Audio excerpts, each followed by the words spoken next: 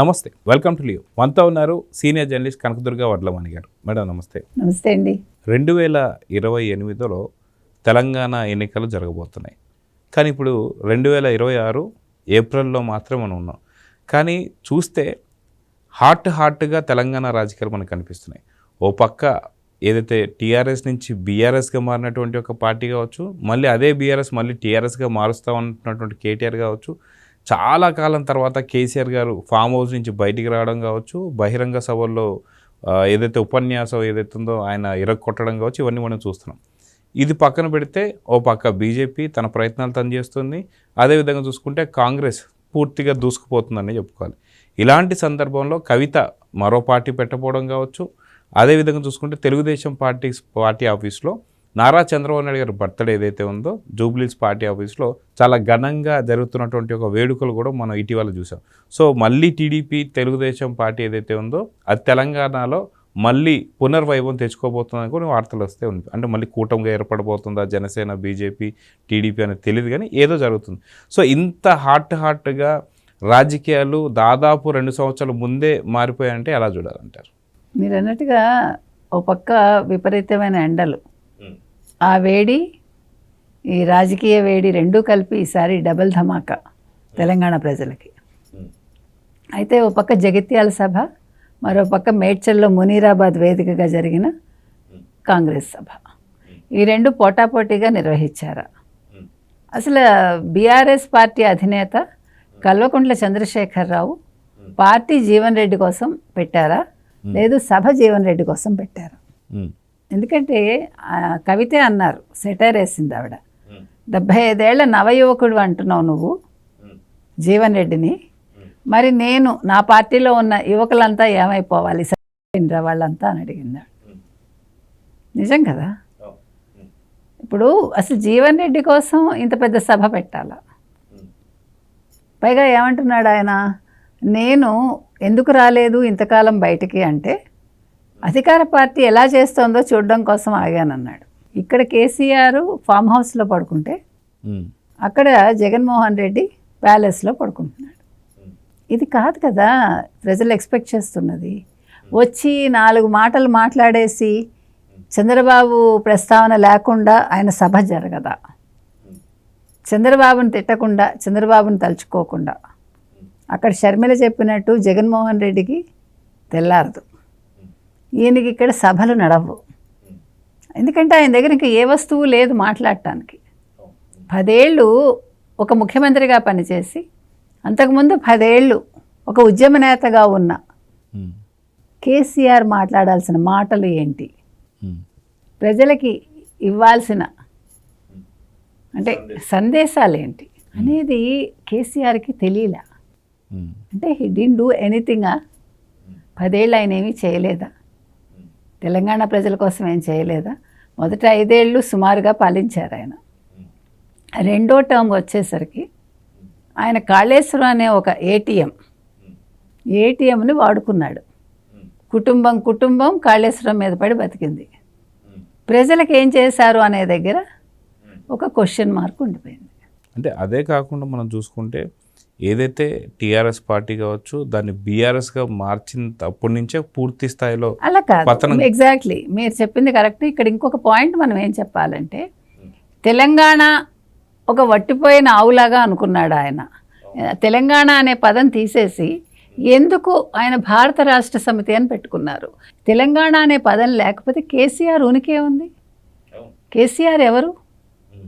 ఇప్పుడు మీరందరూ తెలుగుదేశం నుంచి వచ్చిన వాళ్ళే. నిన్న సభలో కనుక చూస్తే ఒక కేసీఆర్, ఒక గంగుల కమలాకర్, ఒక జీవన్ రెడ్డి.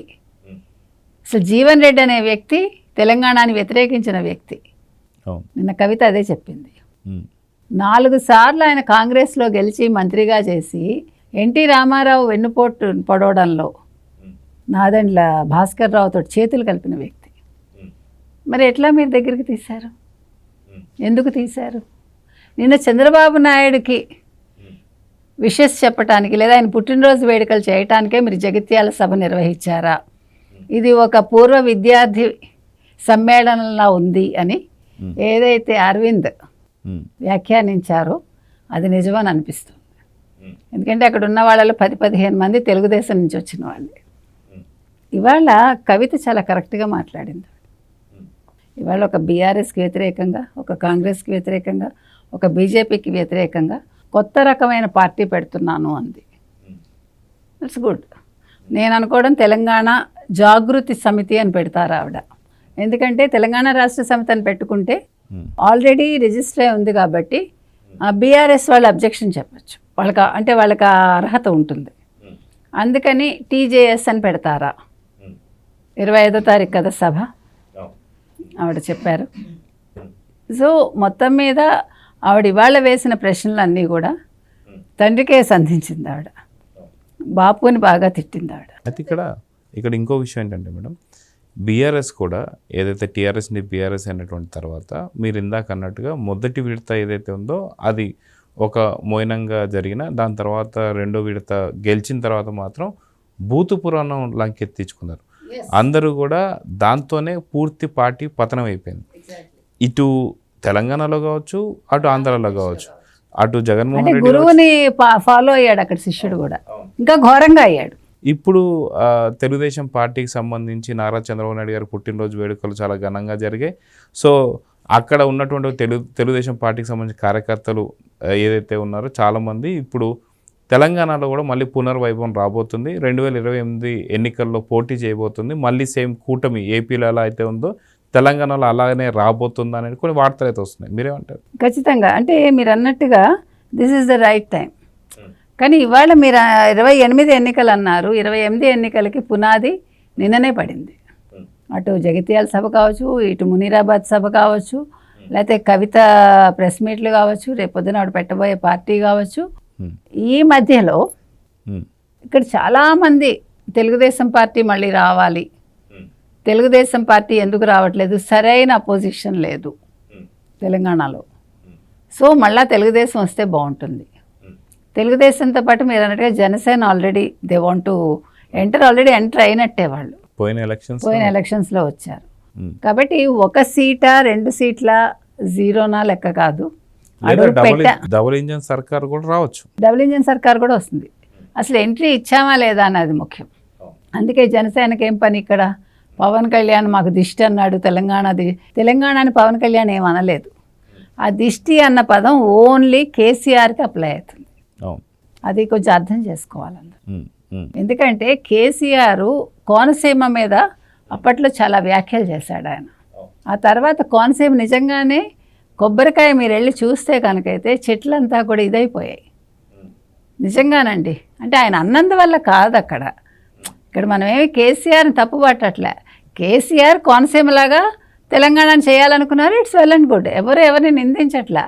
ముఖ్యంగా అసలు కేసీఆర్ తిట్టిన తిట్ల ముందు ఆంధ్ర వాళ్ళని కావచ్చు, చంద్రబాబు నాయుడిని కావచ్చు, ఈ ఒక్క మాట ఇట్స్ నథింగ్. నన్ను అడిగితే పాడి కౌశిక్ రెడ్డి ఒక్కటి చాలు కదా నేను అంటున్నది అది.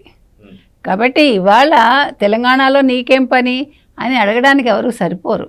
ఇవాళ తెలంగాణ పార్టీ పుట్టింది ఎవడు ఒప్పుకున్నా ఒప్పుకోకపోయినా ఆంధ్ర వాళ్ళని తిట్టిన పునాదుల మీద, ఆంధ్ర వాళ్ళు ఇచ్చిన డబ్బుల మీదే తెలంగాణ పార్టీ అనేది పుట్టింది.